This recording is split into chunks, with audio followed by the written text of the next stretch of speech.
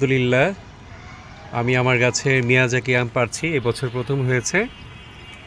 আল্লাহর কাছে অশেষ শুকরিয়া। সুন্দর রঙের মিয়াজাকি আম। এই যে আরেকটা পেরেছি নিচে, দুটো পেরেছি।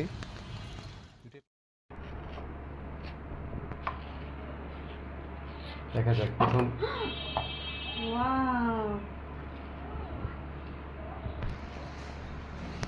এত রস!